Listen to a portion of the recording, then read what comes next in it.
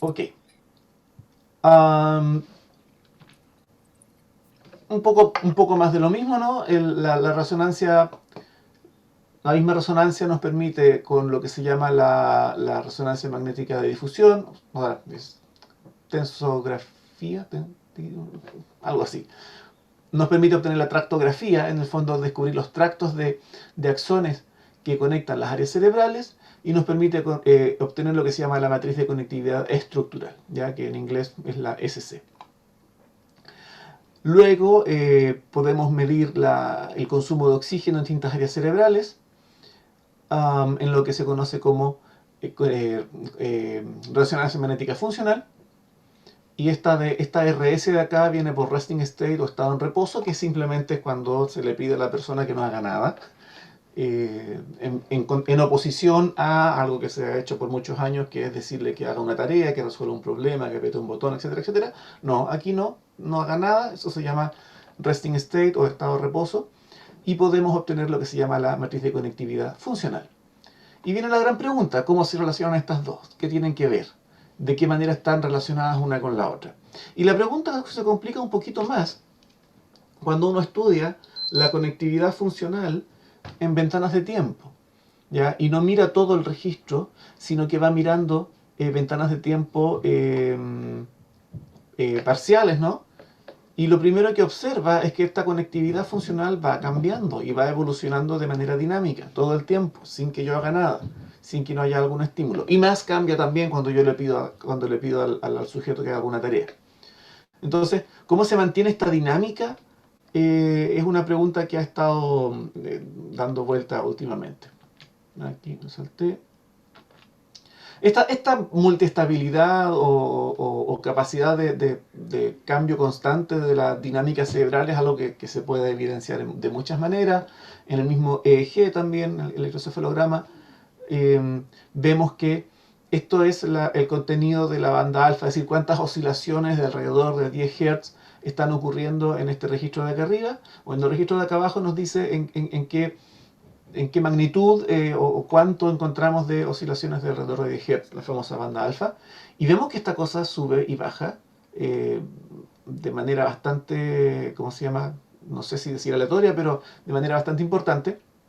Y nuevamente esto es una persona que no está haciendo nada, que no está haciendo una tarea en particular. Entonces, solito el cerebro como que va cambiando de distintas maneras, distintos estados.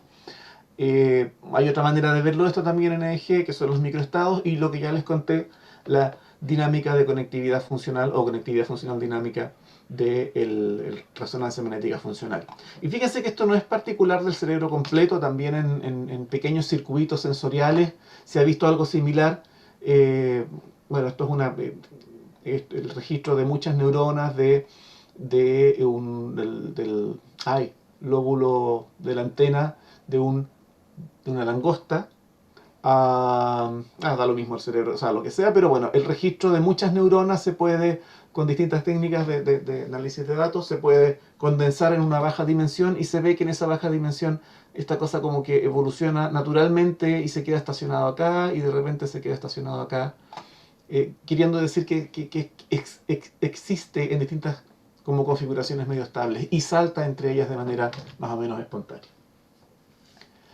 Y aquí entra en la ayuda para entender esto, de qué es lo que está pasando, y también para entender qué es lo que está ocurriendo en la relación entre conectividad funcional y estructural. Tenemos el modelamiento matemático en la neurociencia, que es un área que lleva muchos años, ¿no? Desde principios del siglo XX ya se plantearon formalismos matemáticos para tratar de entender la actividad de las neuronas. Estos son tres hitos nomás que están más bien relacionados con pequeñas neuronas, con la actividad eléctrica de neuronas aisladas, etcétera, etcétera. Um, ¿Y por qué necesitamos esto? ¿Por qué apareció la necesidad de hacer modelamiento matemático en neurociencia? Como les comentaba hace 3 diapositivas atrás, estudiamos el cerebro con muchas herramientas diferentes. Les pido perdón que hay algunas diapositivas que están en inglés, pero espero y confío que para ustedes no sea problema. Uh, Tenemos herramientas de tipo molecular, celular, herramientas anatómicas, todas estas herramientas de imágenes que les mostré recién, que nos permiten estudiar la estructura o la función, psicología y comportamiento. Herramientas, bueno, acá está la misma imagen de hace 2 diapos atrás, que funcionan en distintas escalas temporales y espaciales, y nos entregan información parcial, ¿no? O sea, información de distintos ángulos. ¿Y cómo las juntamos? ¿Cómo hacemos de esto un solo cuerpo de conocimiento un poco más coherente? ¿O cómo interpretamos lo que vemos en distintas escalas? Entonces ahí viene la ayuda del modelamiento matemático. Quizás esta diapo la debería haber puesto antes. Este es el famoso modelo Hodgkin y Huxley, que acá puse a Calamardo porque fueron experimentos hechos en el axón gigante del calamar, para los que no saben. Este de acá, este es un axón del calamar que llega a tener hasta 1 milímetro de diámetro, y gracias a eso se pudieron hacer experimentos que me permitieron entender cuantitativamente ¿cómo se llama? Cómo se mueven las corrientes iónicas en las membranas de los tejidos excitables, y poder describir cuantitativamente en un modelo matemático, escribir cómo ocurre un potencial de acción. Eso fue solo el comienzo, porque después estos modelos se fueron generando a distintas escalas. ¿Ya? Tenemos al nivel biofísico, a nivel de los, bueno, incluso a niveles de la sinapsis. Hay modelos de neuronas que involucran o que condensan todo el detalle morfológico de una neurona. A nivel de una neurona podemos describir cómo dispara potenciales de acción o cómo responde a distintos potenciales de acción, y luego pasamos a modelos de redes que pueden hacer microcircuitos, modelos de múltiples capas, y después finalmente podemos llegar a modelos del cerebro completo. Por supuesto que un modelo cerebro completo no puede tener el detalle aquí que puede tener un modelo biofísico de todas las sinapsis que hay ahí, o de las moléculas involucradas en la sinapsis. No, el modelo tiene que ir resumiendo a distintas escalas el comportamiento de lo que está más abajo, pero siempre obedeciendo o infiriendo muchas veces, a veces solamente suponiendo, hay que reconocerlo, el comportamiento de una gran población de neuronas. ¿Ya? Pero es súper importante ser capaz de como moverse en estos distintos niveles y poder comprender cómo se relacionan unos con otros. Entre paréntesis, otro, por si alguien no sé el background de los demás que están escuchando, acá estoy ocupando la palabra modelo en un sentido más bien físico, como un conjunto de reglas que predicen la evolución temporal o la estadística en equilibrio de un sistema. ¿Ya? O sea, un conjunto de ecuaciones, básicamente, finalmente, que me permiten decir, si el sistema está en tal estado, bueno, va a evolucionar en el tiempo de tal manera. ¿Ya? Y lo más importante es lo último, que está basado en leyes físicas, ya sean conocidas o al menos supuestas, ¿ya? Pero leyes físicas. No es un modelo así como que, mira, es así, no. Hay otros modelos que son en la otra familia de modelos, o de la otra gran suposición para la palabra, o gran significado de la palabra modelo, tiene un sentido más estadístico. Yo no lo uso en ese sentido. En el fondo, el estadístico, esta última parte no le interesa, solamente le interesa describir la estadística, sin importar cuál es la ley física que está detrás. Es igual de útil, pero yo me muevo en este mundo, donde, como les digo, las ecuaciones que uno formula emanan de algún tipo de ley física o biofísica. Entonces, con eso en mente, les quiero contar 3 ejemplos de cosas que hemos estado haciendo en el laboratorio, como para ser más concreto, y bueno, ¿y ahora qué hago con esto? ¿Qué hago con estos modelos? De preguntas que nos están llamando la atención últimamente, y resultados, y cosas que hemos publicado incluso recientemente. Todos giran en torno a la relación entre la conectividad estructural y funcional. ¿Ya? Esta cosa que podemos obtener que nos dice cómo están las áreas cerebrales conectadas entre sí, y luego el comportamiento de las correlaciones entre ellas, de quiénes se comunican con quiénes. Correlación en realidad es la palabra más rigurosa, porque no necesariamente se están comunicando. Y eso es interesante. De repente áreas cerebrales que no están físicamente comunicadas también aparecen correlacionadas en ciertos eventos o en ciertas circunstancias debido a otras razones, porque están conectadas con una tercera área, etcétera, etcétera. Bueno, es algo que también queremos explorar y entender. En particular con dos temas, uno es lo que se llama la multiestabilidad y otro que es lo que es la neuromodulación, aunque están al final del día igual están relacionadas. Eh,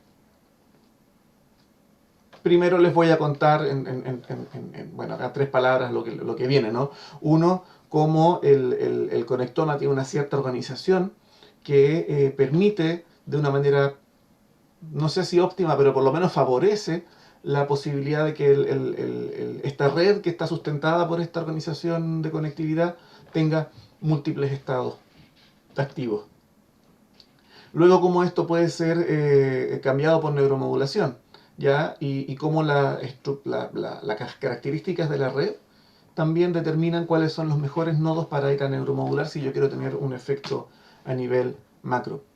Y luego también una colita más sobre la neuromodulación, cómo también podemos incluir circuitos inhibitorios locales, modular circuitos inhibitorios locales y eso también tener un efecto a nivel global.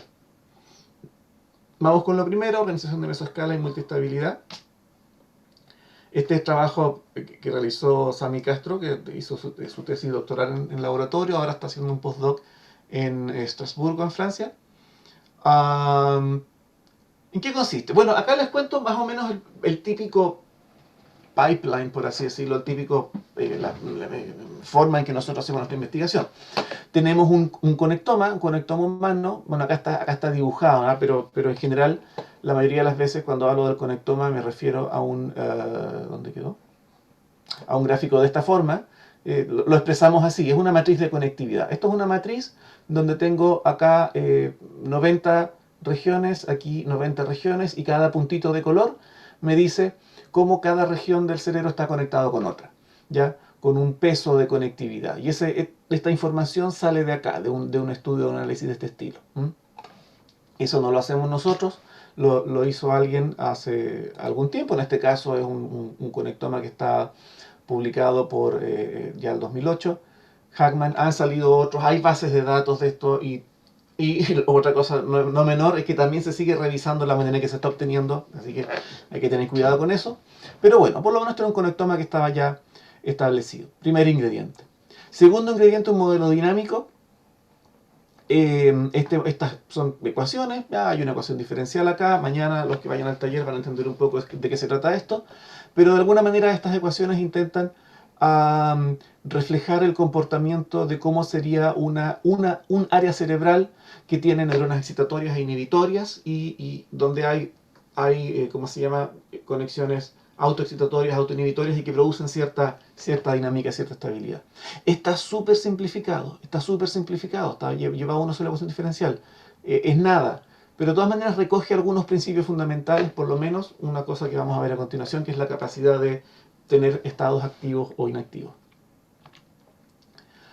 Entonces, sumamos matriz de conectividad con esta. ¿Qué significa eso? Significa que simulamos, en este caso son 90, no, perdón, en este caso particular eran 66, los otros eran 90, bueno, no importa. Pero simulamos 66 veces esta ecuación, en donde hay un término por acá, este término aquí C que está acá, es el que me dice cómo cada uno de los nodos de la red está mirando a los otros 66, o de los 66 a aquellos que están mirando, que no siempre son todos. Entonces, lo primero que se observa, y esto también era un resultado anterior de otro grupo, no era este, era el paper, bueno, era otro paper, da lo mismo, es lo siguiente. Uno puede hacer una simulación con lo que se llama condiciones iniciales altas, es decir, comenzar la simulación con los nodos así como bien activos, por así decirlo, y ¡pum! Simular. ¿Y qué se observa? Se observa que los nodos, o una gran cantidad de ellos, terminan con una alta actividad, acá arriba. Digo acá arriba porque comparen la escala, esta escala llega hasta 100 y esta escala llega hasta 1.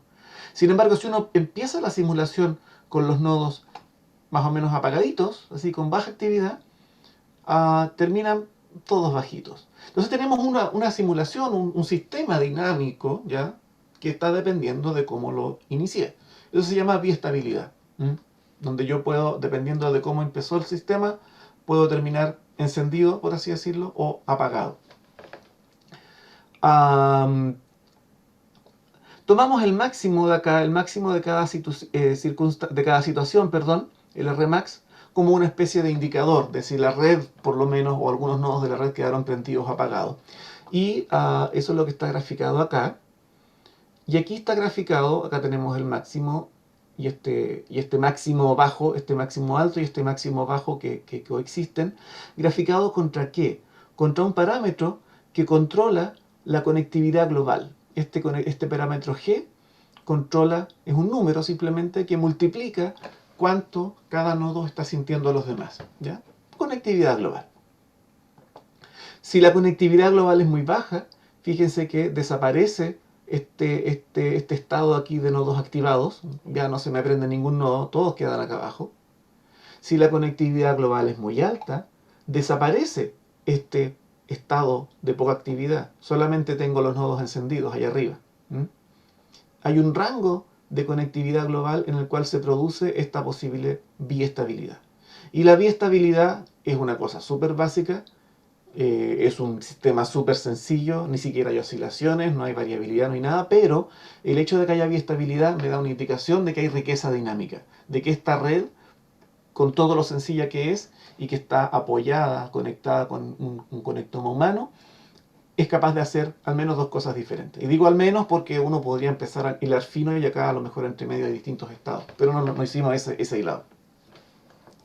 Además, el cuántos nodos se quedan acá prendidos también va aumentando. Al principio, cuando recién se prende la red, por así decirlo, solo un 17% de los nodos están activos, y a medida que voy aumentando el acoplamiento global, este porcentaje de nodos va creciendo. Ya, esta parte es como el insumo inicial. De hecho, esto, como les digo, fue un resultado que obtuvo otro grupo del 2015, pero la pregunta que se hizo Sami fue: ¿y este comportamiento cuánto depende del conectoma? Esto es una cuestión que puedo tener con cualquier conectoma, puedo tener con cualquier red, por así decirlo. ¿Y qué partes del conectoma influyen en eso? Acá está el paper, Hansen 2015. Él fue el que obtuvo este mismo resultado. Y de ahí partimos nosotros. Entonces, cuando uno quiere estudiar el conectoma, uno hace lo que se llama conectomas aleatorios. Y probamos tres diferentes. Uno, que se llama Random Strength, o pesos aleatorios en el fondo, en donde el conectoma es el mismo, pero los valores están revueltos acá. Si se fijan los colores aquí, si se fijan la forma de los blancos y los coloreados, los blancos significa que no hay conexión entre dos áreas, pero los colores, NS comparado con este, bueno, estoy haciendo un poco de trampa porque la escala de colores no es la misma, pero créanme que lo que hicimos acá fue revolver los números, ¿ya? Simplemente revolver los números. Tú estabas conectado con tu vecino con un peso de 10, bueno, ahora vas a estar conectado con un peso de 0,5. Tú estabas conectado con este otro vecino de 0,5, ahora estás conectado 10 a la menos 3. Y así, se revolvieron, pero son los mismos números. Esto, conectomas revueltos, también esto es aleatorio, pero de una manera que cada nodo mantiene el número de nodos conectados. Se llama Degree Preserving Random, aleatorio que preserva el grado de conexión. Tú estás conectado con 10 nodos, bueno, vas a seguir conectado con 10 nodos, pero con otros 10 nodos distintos. Y así. Y además le revolvimos los pesos. Y esto es una conexión totalmente distinta, ¿ya? Acá no se preserva el grado, pero se preserva una propiedad global de los nodos de la red que se llama el índice de pequeño mundo, o Small Worldness. Se hicieron varios de estos conectomas aleatorios, 100 en cada caso, o 60. No, en este caso fueron 60. Alguien está rayando acá.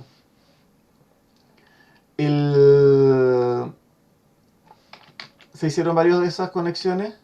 Tú, Diego, si eres, ¿cómo se llama? El dueño de la cuestión, puedes borrar esa raya. Sí. Ya. Y bueno, y volvimos a hacer el mismo procedimiento. Le enchufamos este modelo dinámico, las ecuaciones diferenciales, y pusimos atención a estos valores, G más y G menos, en donde aparece y desaparece el comportamiento multiestable. Y el resultado se resume acá. Ah, tres cosas importantes. Primero, todas las redes aleatorias son capaces de tener multiestabilidad, o biestabilidad al menos. Así que por lo menos en esa parte, ese detallito, esa capacidad de tener biestabilidad no es un gran choreza del conectoma humano. Pero fíjense que el conectoma humano se prende, el primer nodo que tiene alta actividad ocurre a un acoplamiento global mucho menor que todos los demás, que todas las aleatorias. Eso es un primer dato. Y lo otro que vimos, que miramos, acá está, el número de nodos prendidos, encendidos, ¿ya? A medida que vamos aumentando la conectividad global. Entonces, el humano enciende a muy bajo ganancia de conectividad, de acoplamiento, pero enciende también muy poquitos nodos. Y después se van sumando de manera progresiva a medida que aumentamos el acoplamiento. Entonces, hay una como un encendimiento de la red, por así decirlo, un encendido de la red bastante gradual en comparación con todas las otras redes. Acá hay tres ejemplos representativos. Todas las otras redes cuando se encienden como mucho más rápido, mucho más brusco, mucho más... claro, y hay menos gradual el prendimiento. Nosotros hicimos ahora un análisis de red. Aquí voy a resumir para no comerme tanto tiempo, pero básicamente se llama un análisis de K-core o S-core o de núcleos en el fondo, en donde uno describe, identifica en el fondo un núcleo de la red, un subconjunto de nodos en esta red que están conectados entre ellos con una fuerza muy alta. Esto es el número de nodos que están conectados todos entre sí con al menos esta fuerza que está aquí abajo. Entonces, a medida que voy subiendo la fuerza, el número de nodos que están conectadas con esa fuerza empieza a bajar. Lo que pasa con todas las redes aleatorizadas, el azul, el naranjo y el verde, es que primero que nada caen antes y luego caen más o menos brusco. Mientras que en el humano, esta red, esta conexión, o sea, estas subredes de nodos conectados con cierto peso, cae de manera mucho más gradual. Y adivinen que estos 17, no, eran 11, perdón. Eran 11 nodos que están aquí conectados, que forman la red más densamente interconectada en el conectoma humano, son los mismos 11 nodos que se encienden primero al momento de aumentar el acoplamiento global. Y le llamamos el core de ignición o algo así. Entonces, como conclusión de esta parte, sacamos que el conector humano tiene una organización en capas. Bueno, lo de las capas lo vimos un poco más en detalle, pero no se los cuento ahora, que maximiza la variedad de estados activados. Y también ahí en este paper ahondamos un poquito más en la variedad de estados activados y de formas que hay. Y bueno, Sami también hizo el estudio con otros conectomas, ratón, macaco, mosca, y pasa lo mismo. Algo pasa en los conectomas biológicos en que se maximiza esta conexión, esta propiedad de capas de conexión o de capas de núcleos conectados que maximiza la variabilidad y la variedad de estados parcialmente activados. Y aquí viene una frase que, bueno, primera parte, fin de la primera parte. Segunda parte, o segundo resultadito pequeño. Neuromodulación. No pude traducir bien switching the network, porque en el fondo switch en el sentido de conmutar. Conmutando la red, no lo sé, encendiendo y apagando, pero no es tanto encendiendo y apagando. Pero veamos de qué se trata. Es bien sabido, como les decía, la red, nuestro cerebro, puede transitar en distintos estados en donde la actividad de los nodos puede estar más relacionado entre sí con pequeñas subredes, o se pueden de alguna manera de repente conectar todos y formar un todo más coherente. Y el cerebro hace esto todo el tiempo y depende mucho de la tarea que está realizando. Si estamos haciendo una tarea motora muy rutinaria, se ve, se mira, se detecta que la actividad del cerebro está más o menos segregada. Sin embargo, acá el NBAC es una tarea de memoria que uno tiene que ir memorizando una cosa y apretando un botón. y la actividad del cerebro se integra mucho más. Esto se ha atribuido, entre otras cosas, a sistemas neuromodulatorios, sistema colinérgico, sistema noradrenérgico, entre otros, que producen que pueden producir este cambio de la red. Y James McShane en el año 2018 ya propuso también y mostró que esto podía pasar en un modelo también de cerebro completo, pero nosotros también quisimos ir un poco más allá. Acá está el trabajo en el modelo. Les voy a contar, acá está el modelamiento que hizo, pero les voy a contar mejor el modelamiento que hicimos nosotros. Nosotros tomamos un modelo que se conoce como Janssen y Reed del cerebro. No les voy a mostrar las ecuaciones, pero en este modelo, ¿qué es lo que se hace? Se consideran para cada nodo de la red, acá tenemos una red de 90 nodos, una matriz de 90 por 90, y la matriz me especifica cómo está conectado con cada uno de los otros, cómo está conectado cada nodo con cada uno de los otros. Y en cada uno de los nodos encontramos una población de neuronas piramidales, neuronas inhibitorias, interneuronas inhibitorias y interneuronas excitatorias. Estas también son piramidales, pero que proyectan dentro del mismo nodo. Este es un modelo desarrollado ya fue como el 95 que se desarrolló. Y bueno, cuando uno simula este modelo, se produce una señal de esta forma. Asemeja un poco la dinámica o algunos aspectos de la dinámica del electroencefalograma.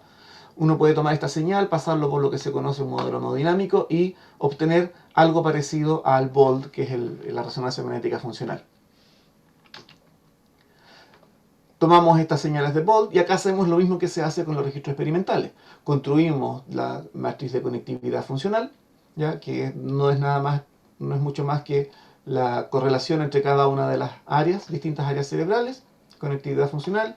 Esta se hace análisis de grafos y se obtiene eficiencia y modularidad, que son unos índices de integración y segregación. Mientras mayor eficiencia y mayor integración, mientras más modularidad, más segregación. Profesor. ¿Sí, pa? Sí, le quedan 5 minutos, por favor, para alcanzar algunas preguntas antes de la siguiente charla. Oh, ya, muy bien, sí. Bueno, me voy a saltar la última parte, pero se las voy a contar en 2 palabras, pero sí. Bueno, entonces, ya, voy a poner un poco más de charla y no les voy a contar el detalle biofísico, pero para mí es re importante, el detalle biofísico está. Pero nosotros sabemos y tenemos justificación para mapear el sistema colinérgico en un parámetro del modelo y el sistema noradrenérgico en otro parámetro del modelo. Entonces, podemos ver cómo al mover estos dos parámetros, la red puede modificar su eficiencia o su modularidad, indicando mayor o menor segregación o integración, respectivamente. Y eso es lo que está acá. Acá tenemos, acá está el conectoma, y acá hay un mapa de distintos valores de R0, que representa el sistema noradrenérgico, alfa, el sistema colinérgico, y cómo la eficiencia global, la modularidad, van cambiando en distintas zonas del modelo. Y acá también la sincronía de fase, que se mide a partir del eje. Entonces, con estos sistemas neuromodulatorios, podemos emular el mismo efecto que tienen en la vida real estos sistemas neuromodulatorios en el cerebro. La pregunta que vino ahora es que, acá echamos, como quien dijera, el neuromodulador con balde a todo el cerebro en el modelo. Es una neuromodulación global o uniforme. Y nos preguntamos qué pasa si solamente un subconjunto de nodos está siendo neuromodulado, lo cual es un poco más biológico, ¿no? Sabemos que las proyecciones noradrenérgicas y colinérgicas, si bien son bastante masivas en el cerebro, no llegan a todos lados. Llegan solo a algunos nodos. Esto me lo voy a saltar también. Bueno, acá está una neuromodulación parcial, acá está la situación basal, una situación donde estamos neuromodulando en la mitad de los nodos, y acá cuando estamos neuromodulando todos los nodos. Y vemos que esta situación de acá es acá en el medio tenemos una situación intermedia entre una red que está totalmente no sincronizada y una red totalmente integrada, y acá tenemos una cosa en el medio. Pero ahora empezamos a seleccionar los nodos de manera específica, de manera así con la mano. Y lo hicimos con nuestro trabajo de Carlos Coronel en el laboratorio, con distintos criterios. Y para hacer el cuento corto, Fíjense que, a ver, acá la línea amarilla es cuando escogemos los nodos en orden de mayor a menor peso sináptico de las conexiones que reciben. Si neuromodulamos primero aquellos nodos que están más fuertemente conectados con el resto de la red, tenemos un mayor cambio o un cambio más importante en la sincronía de fase, en la eficiencia global. Acá no fue tan importante el cambio, con respecto a escogerlos al azar en verde o escogerlos al revés, escoger primero los que están menos conectados. Y no pasó no pasó tan lo mismo si es que escogíamos los nodos con otros criterios. También hicimos ese control. También escogimos los nodos de otra manera. Hay un análisis de red que consiste en identificar lo que se llama el Rich Club, el club de los ricos. El Rich Club es un conjunto de nodos que están conectados entre sí y también más conectados hacia los demás, hacia el resto de la red. ¿Ya? Después hay unos nodos que se llaman feeders, que son los que están conectados a alguno de los nodos del Rich Club. Y luego, estos verdes que están aquí son nodos que no están conectados al Rich Club para nada, solamente están conectados a través de los feeders. Entonces, tenemos tres subconjuntos de nodos. Nuevamente, para hacer el cuento corto, hicimos neuromodulación selectiva, seleccionando el Rich Club, o los feeders, o los locales, y agrupando un número de feeders para siempre. Siempre estábamos neuromodulando 24, ni más ni menos, y el mayor cambio se observa cuando neuromodulamos el Rich Club. Este es un caso parecido, pero con el S-Core de composition, el que les mostré en el caso anterior, esta cosa de las capas de nodos o los núcleos de nodos altamente densamente conectados. Y aquí no obtuvimos un mayor efecto. El mayor efecto era con el Rich Club. Entonces, para resumir, los nodos del Rich Club y aquellos con mayor fuerza de conexión tienen mayor impacto global al ser neuromodulados. Acá hay una cosa que quedó dando vueltas, que tiramos la idea, pero es interesante que bueno, acá hay algunos hay cierto overlap entre los nodos del Rich Club y los nodos con mayor fuerza, y no tanto con los nodos del core, del núcleo central. Y aquí una cosa que nos quedó dando vueltas es que la expresión de receptores noradrenérgicos no se condice tanto con nuestros resultados, datos experimentales. Entonces ahí va a haber que pensar qué es lo que estuvo pasando.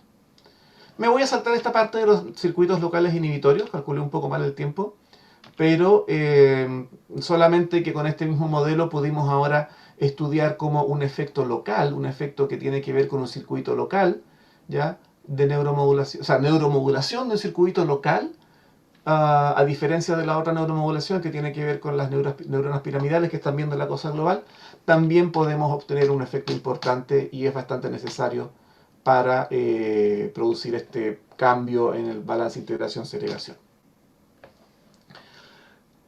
En lo que estamos trabajando ahora estamos relacionando todo esto.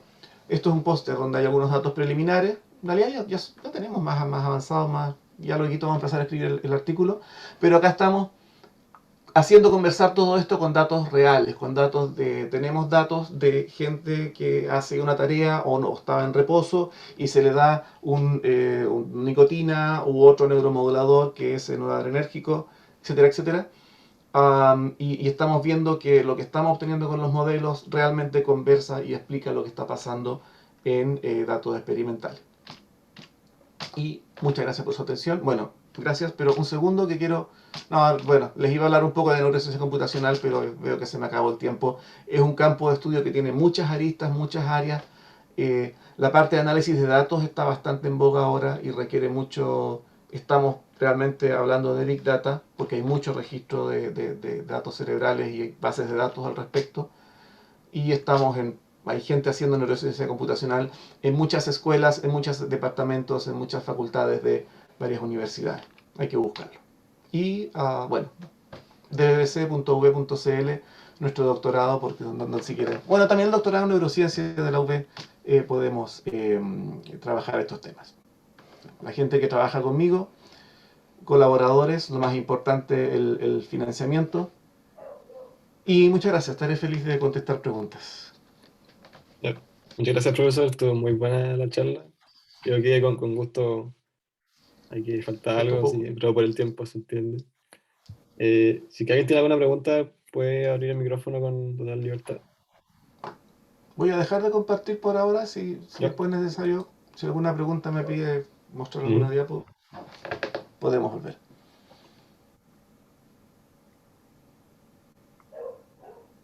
Así que si que no hay preguntas, a mí me gustaría hacer una que se me anduvo dando por la cabeza la idea de cómo esto podría influir en los avances, por ejemplo, de hacer modelos de redes neuronales artificiales que puedan de alguna forma emular la forma en que piensa un humano.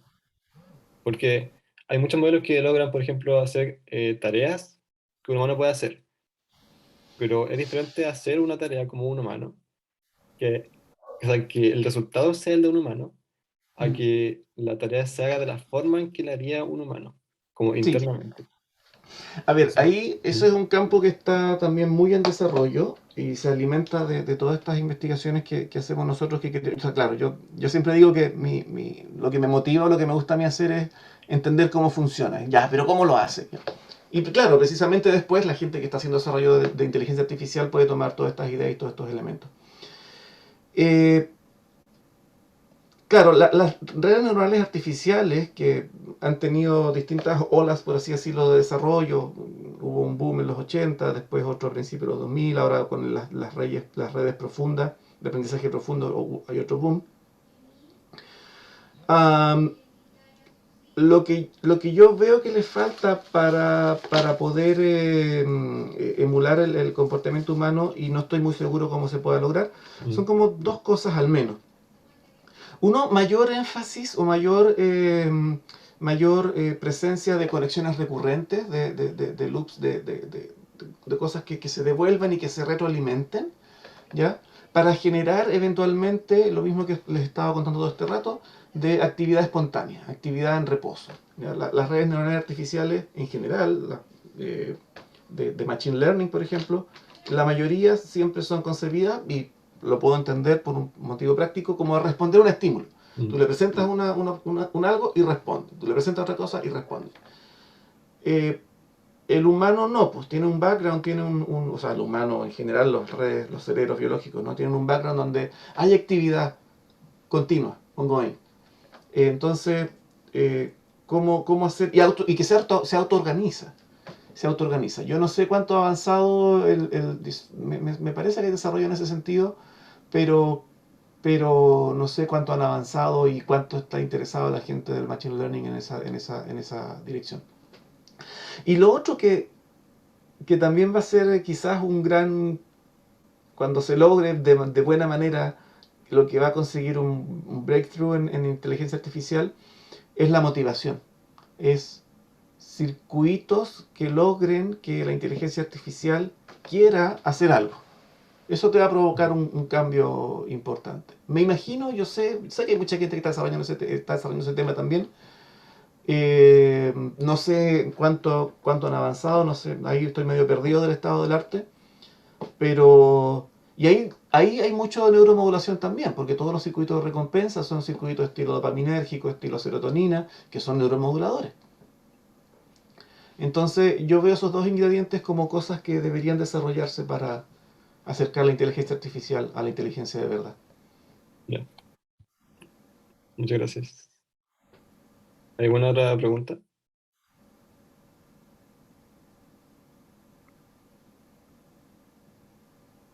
Parece que mucha información Mucha cuesta información. digerirla igual. Bueno, Ya. Pues entonces, por también honor a la hora que estamos justo antes de la próxima charla, muchas gracias, profesor, por la charla, no, estuvo gracias a ustedes bastante por la muy invitación, buena. gracias Y por el gracias a interés. todos por estar acá. Así que nos vemos en la próxima. Muchas gracias.